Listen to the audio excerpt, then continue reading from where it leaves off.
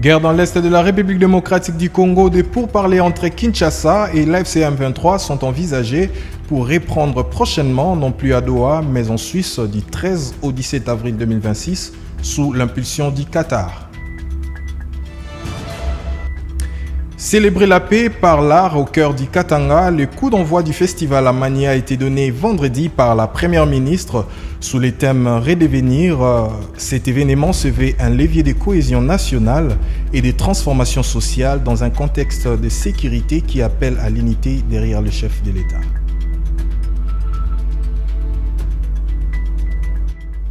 Nouveau journal sur SVTV, mesdames et messieurs, bienvenue. Relance imminente du dialogue pour la paix dans l'Est de la République démocratique du Congo. Une nouvelle session des négociations entre le gouvernement de Kinshasa et l'alliance de l'AFC M23 est prévue du 13 au 17 avril prochain en Suisse.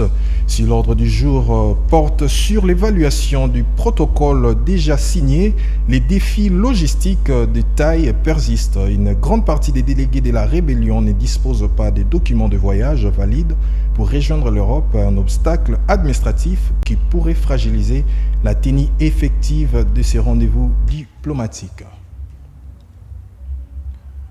Lors du Conseil des ministres, le président de la République, Félix Antoine Tshisekedi, a instruit au gouvernement d'enclencher sans délai le processus devant aboutir à la reconnaissance officielle du statut de la ville sainte à la cité de Kamba. Cette démarche vise à préserver un caractère spirituel du site, à encadrer les activités de pèlerinage, à protéger son patrimoine religieux et à renforcer son rayonnement à l'échelle internationale. La communication du président de la République a porté sur 3 points principaux, à savoir 1. De la reconnaissance du statut de ville sainte à la cité d'Nkamba. Le président de la République tient à sa volonté de faire de la cité d'Nkamba une ville sainte, telle que déclarée solennellement lors de sa participation à la commémoration du 6 avril 2026. Cela fait également suite aux multiples demandes formulées par les responsables de l'église kimbanguiste, tant lors des échanges directs avec lui-même, que par l'entremise des émissaires en audience pour la reconnaissance officielle de ses statuts.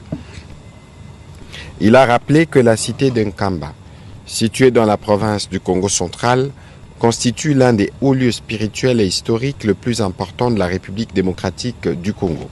Ces lieux d'origine de la mission spirituelle de Simon Kimbangu, Kamba est reconnu par de millions de fidèles comme la Nouvelle Jérusalem et représente aujourd'hui le centre mondial de pèlerinage de l'église kimbanguiste.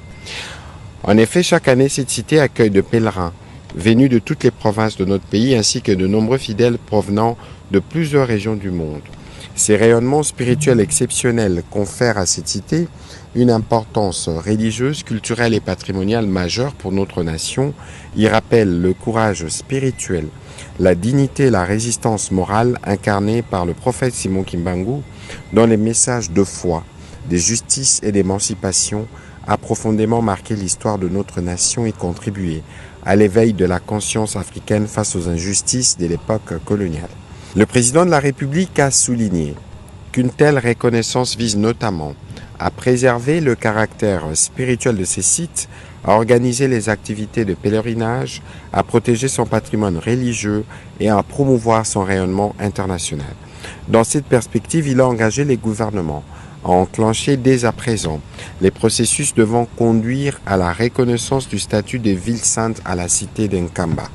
À cet effet, le vice-premier ministre, ministre de l'Intérieur, a été instruit avec le ministre d'État, ministre de la Justice et Garde Sceaux, le ministre d'État, ministre de l'Urbanisme et Habitat, le ministre de l'Aménagement du Territoire, la ministre de la Culture, Arts et Patrimoine, de travailler conjointement afin d'enclencher les diligences nécessaires.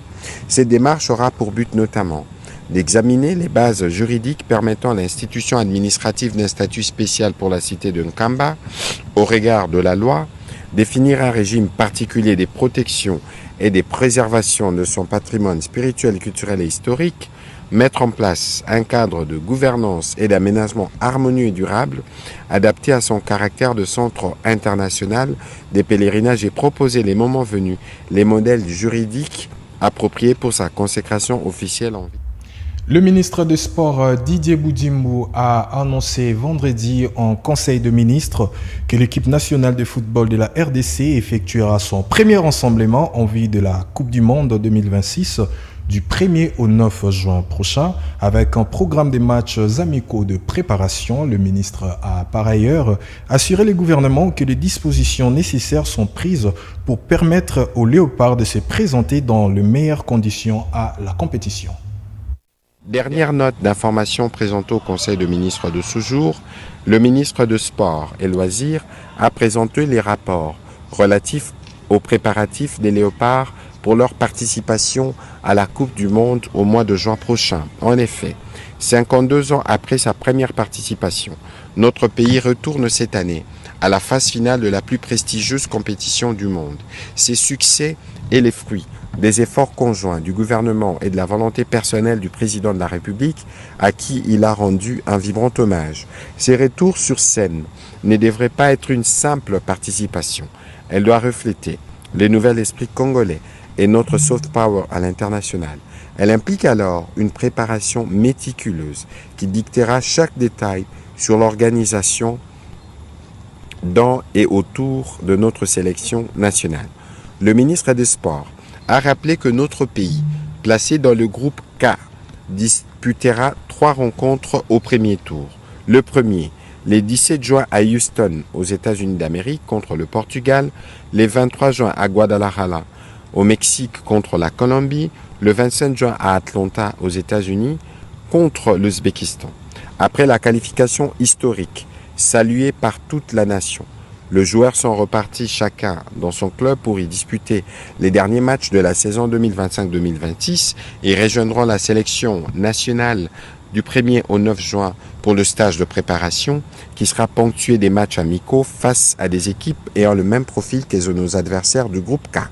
En vue de préparer un plan stratégique et holistique, une commission de préparation réunissant les experts de son ministère, de la FECOFA, et partenaires autour du staff technique a été mandaté pour proposer un programme détaillé, notamment le choix des adversaires en amical, les lieux du stage, le budget prévisionnel et les autres éléments pertinents. Par ailleurs, il est projeté la constitution d'une commission mixte interministérielle en vue d'étudier les modalités, notamment pour l'obtention des visas pour des supporters congolais, mais aussi pour faire de cette participation de la République démocratique du Congo à cette prestigieuse compétition un événement qui portera le rayonnement du pays.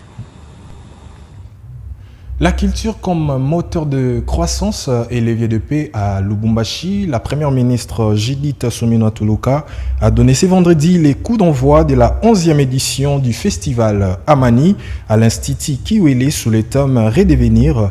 La chef du gouvernement a réaffirmé sa volonté de transformer le secteur des arts en une véritable économie culturelle capable de générer des emplois pour les jeunes. Reportage. Dans son discours inaugural, la première ministre Judith Suminwa a inscrit cet événement dans la vision globale de son action, unissant nos cœurs et nos esprits pour cultiver l'excellence, restaurer la confiance mutuelle et ancrer une paix durable pour nos enfants. Elle a surtout réaffirmé la détermination du gouvernement à faire de la culture un pilier de développement national, conscient du rôle stratégique du secteur culturel, véritable source d'emploi et moyen de mobilisation de notre jeunesse. Le gouvernement de la République s'engage à n'y ménager aucun effort pour structurer une véritable économie culturelle. C'est un honneur de prendre la parole à l'occasion de cette 11e édition du Festival Amani.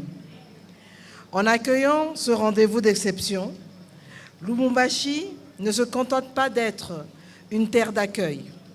Elle devient, le temps de ces célébrations, le véritable épicentre culturel et diplomatique de notre sous-région. Son engagement pour la paix est le moteur qui nous permet d'être réunis ici à Lubumbashi en toute sérénité. Ce rassemblement est, en définitive, un acte de foi. Il témoigne de notre résilience collective et de notre capacité à nous réinventer pour forger un avenir porteur de promesses.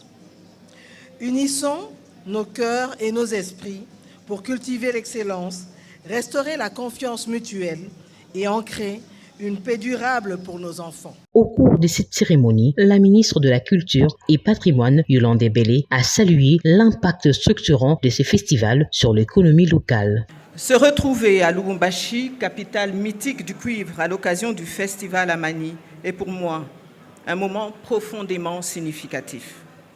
Participer à cet événement dépasse le simple cadre d'un rendez-vous culturel, car ce festival s'impose aujourd'hui comme un véritable catalyseur des industries culturelles et créatives en République démocratique du Congo. Cette édition de Lubumbashi réaffirme l'engagement du gouvernement à accompagner toutes les initiatives qui valorisent notre culture et dynamisent notre économie. Notons que la Première ministre a, à travers sa participation au Festival Amani, confirmé ainsi la place accordée à la culture dans le programme d'action du gouvernement en tant que levier stratégique de paix, d'unité nationale et de développement économique. La République démocratique du Congo intensifie ses démarches diplomatiques en vue d'obtenir le poste de secrétaire général de l'Organisation internationale de la francophonie. Le ministre délégué à la francophonie et à la diaspora, Crispin Mbadou Panzou, a mené vendredi une série de consultations en Europe, notamment au Grand-Duché de Luxembourg et auprès de la Fédération Wallonie-Bruxelles, afin de solliciter leur soutien à la candidature de Juliana Lumumba au poste de secrétaire général de la francophonie. Mesdames et messieurs, c'est par ici que nous mettons un point final à ce journal. Suivez-nous désormais sur BlueSat, Blue OTT pour ceux qui ont Android, Blue OTT et pour ceux qui ont iPhone notamment. Suivez-nous au canal 310 sur TNT. Merci de l'avoir suivi, mesdames et messieurs.